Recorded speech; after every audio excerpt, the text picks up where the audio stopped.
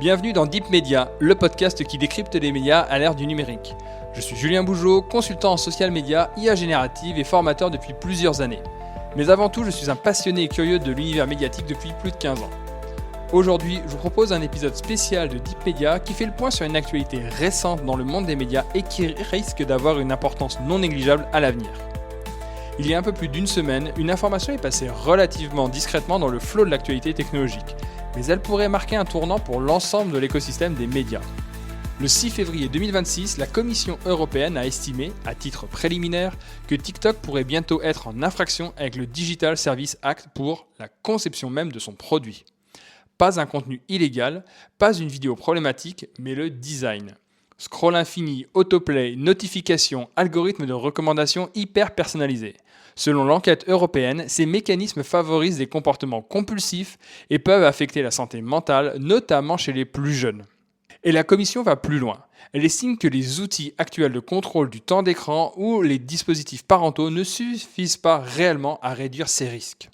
Autrement dit, pour la première fois à ce niveau, un régulateur ne remet pas seulement en cause ce que les plateformes diffusent, mais la manière dont elles captent l'attention. Et pour les médias, cette évolution est loin d'être anecdotique. Car depuis 5 ans, une grande partie des stratégies éditoriales s'est alignée parfois, malgré elles, sur les codes d'attention imposés par ces plateformes.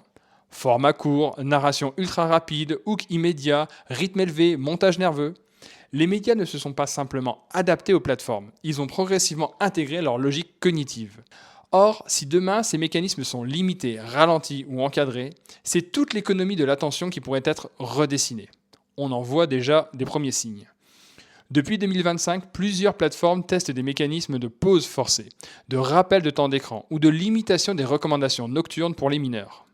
Ces ajustements, encore modestes, modifient déjà les courbes de consommation et la durée moyenne des sessions, des indicateurs clés pour les créateurs comme pour les médias. Autre signal intéressant, certains groupes audiovisuels commencent à anticiper un monde où l'attention serait moins capturée et davantage choisie. On observe par exemple une montée des formats explicatifs plus longs sur YouTube et sur les plateformes propriétaires, notamment chez plusieurs médias européens qui réinvestissent la relation directe avec leurs audiences via des applications, des newsletters ou encore des podcasts. Le podcast d'ailleurs est un bon révélateur de cette transformation. C'est un format qui repose sur une attention volontaire, longue et souvent fidèle, exactement l'inverse du scroll infini. Si les régulations européennes finissent par réduire la puissance des mécanismes d'addiction, les formats fondés sur la confiance, la profondeur et l'engagement pourraient retrouver un avantage compétitif.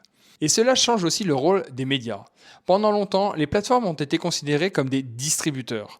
Aujourd'hui, elles deviennent des environnements éditoriaux dont le design influence directement la perception du monde. La frontière entre médias et infrastructures est en train de disparaître. Ce que dit en creux l'enquête européenne sur TikTok, c'est que la bataille de l'information ne se joue plus seulement sur les contenus, mais sur les architectures de l'attention. Et c'est peut-être là que se situe le véritable enjeu pour les années à venir. Car si l'Europe impose progressivement des limites à l'économie de la captation, une question stratégique va se poser aux médias. Comment recréer des formats désirables sans dépendre de mécanismes addictifs ? Comment retenir un public sans le piéger ? Et surtout, comment inventer une économie de l'attention compatible avec les exigences démocratiques ? Peut-être que la prochaine innovation majeure des médias ne sera pas une intelligence artificielle plus puissante, mais quelque chose de beaucoup plus rare, une attention libre. Je vous remercie d'avoir écouté cet épisode spécial de Deep Media. N'hésitez pas à réagir à ce sujet en commentaire. Deep Media, c'est désormais une newsletter mensuelle pour poursuivre l'exploration, ainsi qu'un chatbot de veille IA et média appelé IA Media Lab. Pour accéder gratuitement à ces deux outils, je vous mets les liens en commentaire d'épisode. Je vous donne rendez-vous prochainement pour de nouveaux épisodes plus classiques de Deep Media. En attendant, n'oubliez pas de vous abonner et de déposer les commentaires adéquats sur toutes les plateformes de podcast. À très bientôt.